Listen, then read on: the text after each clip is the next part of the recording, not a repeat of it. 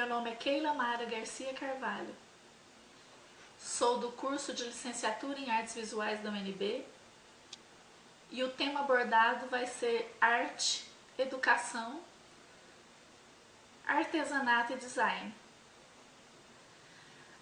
A arte, nós podemos ver a arte de diversas formas. Seguindo uma linha de pensamento de Hauser, em que diz que a arte é a forma de expressar alegria, eu concordo com essa fala de Hauser, porque a arte é através dela que temos a oportunidade de expressar nossos sentimentos, nossos pudores, nossos anseios, nossos desejos e principalmente nossa criatividade e nossa imaginação.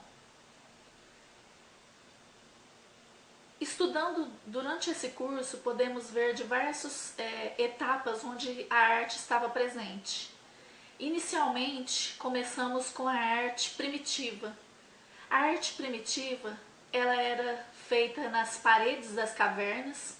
O interessante é que cada marco nessas cavernas tinham formatos, contava a vida do cotidiano daquelas pessoas que ali viviam, contavam também com técnicas de pigmentos, que em vários pontos podemos observar que tiveram, por exemplo, eles usavam cores, e para obter essas cores eram através de produtos naturais que eles tinham ali por perto. E quem diz que eles não faziam isso como uma escola? Será que eles não desenhavam na parede justamente o que eles queriam passar para seus alunos? Passar tanto de informação quanto de vivência, ou então talvez para serem lembrados posteriormente. Outro ponto que bastante curioso é aqueles quando eles usavam todo o processo de ensinamento. Eles gravavam na pedra todo o seu cotidiano, toda a sua vida. Por exemplo, se a caça, a pesca, tudo que fazia parte do seu cotidiano estava gravado nas pedras. Com o passar do tempo, essa arte ela foi se modificando. Depois dessa arte nós tivemos o artesanato, que o artesanato nada mais é do que produção que era feita pelos próprios artesãos. Quer dizer, eles faziam várias peças, porém minuciosamente, com materiais aprimorados, que tinham grande durabilidade. Os próprios índios, eles tinham os seus instrumentos que eram feitos de forma artesanal, tinham os seus instrumentos tanto de pesca como de caça. Aí com o tempo isso foi se modificando. Aí, por exemplo, quando a gente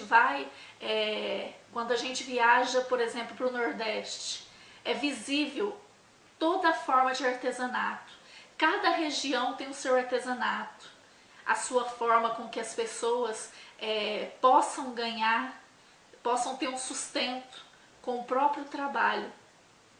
Depois da Revolução Industrial, esse artesanato ele foi se tornando mais primitivo. Por quê? Porque ele não dava conta de atender a todas as demandas. Quer dizer, a população cresceu e precisava de algo assim que girasse mais rápido. Um exemplo que eu vou dar. Antigamente, as peças eram feitas como se fossem assim, únicas.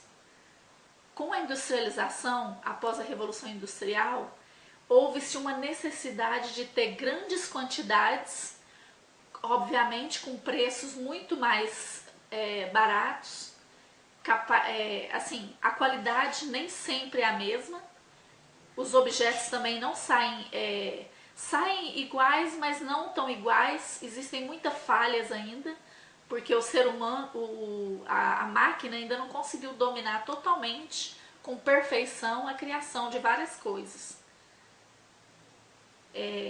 Outro dado bastante relevante, quando fomos viajar para o Nordeste, eu presenciei várias situações, dentre elas, assim, o pessoal da região, eles não valorizam o artesanato daquele lugar. Agora, por exemplo, nós estávamos no Morro de São Paulo, a poucos quilômetros de Salvador. E lá havia vários gringos que chegavam de toda parte do mundo. Tinha ingleses, tinha franceses, espanhóis. E assim, eu fiquei assim no cantinho só observando como que é a diferenciação, como que eles valorizam muito mais do que a pessoa que convive naquele lugar. Mas eu talvez penso que deve ser devido àquelas pessoas que convivem com aquilo, que fazem, que estão sempre trabalhando, acham aquilo lá uma coisa normal, um objeto normal, feito de forma normal. Já quem não conhece fica curioso de saber, mas puxa vida, como conseguiram? Que ferramentas? O que eles utilizaram? É muito interessante isso. E assim, o brasileiro, não só o brasileiro, assim, um povo, ele tem que aprender a valorizar as coisas da sua terra. Dar valor nas coisas da sua terra. Agora, em relação ao design. Hoje nós podemos ver que design o que é? É nada mais do que uma arte planejada. Que ela pode ser com tecnologias de informação, ela pode ser com ferramentas que possam ser feitas assim milimetricamente, só para poder usar naquele determinado local. Um grande exemplo disso, o que acontece? Os móveis planejados. Hoje nós temos, assim, de interiores, a maior obra de arte. São coisas que são feitas para atender exatamente aquele público, exatamente assim, eu tenho um espaço e eu quero alguma coisa, alguma obra de arte ou alguma coisa que se possa dizer arte, que preencha aquele local e assim, mas como ele é feito planejado, estudado, medido, conforme a necessidade da pessoa, ele é uma arte. Outro fato bastante interessante foi que, acompanhando a novela Amor à Vida, eu observei o caso daquela moça que tem autismo, que quando o moço, o médico, o psicólogo foi lá e entregou os pincéis para ela, a alegria que transparecia nela fazer arte. Quer dizer, ela estava se libertando do mundo dela através da arte. Um fato bastante curioso é que a arte, ela tem que ser expressada como fonte assim ela tem um poder imenso assim de mostrar a criatividade da pessoa, o que a pessoa sente. É comum os psicólogos hoje pedir para as crianças fazerem desenho, pois é através do desenho que eles vão saber o que significa, o que se passa na cabeça daquela criança. O desenho, a arte que ele faz, a expressão dele ao desenhar, ela é capaz de decifrar muitas coisas. Então, essa menina com autismo, quando eu vi ela desenhando, assim, estava estampado no rosto dela a felicidade, assim, como ela estava se sentindo. E ela desenhava assim, como se estivesse brincando. Então, assim, é uma forma da gente colocar para fora tudo aquilo que tá nos incomodando, ou então que a gente quer fazer diferente, ou que a gente quer...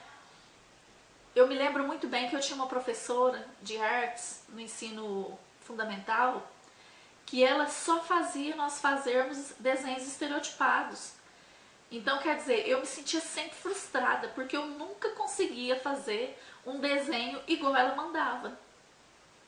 É muito assim, difícil para uma criança entender que ela não pode fazer, por exemplo, uma árvore do jeito que ela quer. Ela tem que seguir um parâmetro. Não, a minha professora mesmo, ela me dizia que eu tinha que fazer identicamente a ela, inclusive as cores. E eu nunca conseguia fazer isso.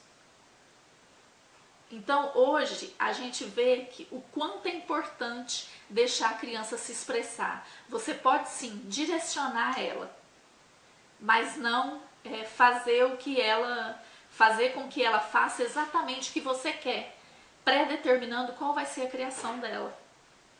É ela quem vai expressar a sua arte, porque a arte é vida, a arte é alegria, a arte é a forma da gente dizer ao mundo que estamos felizes. Obrigada.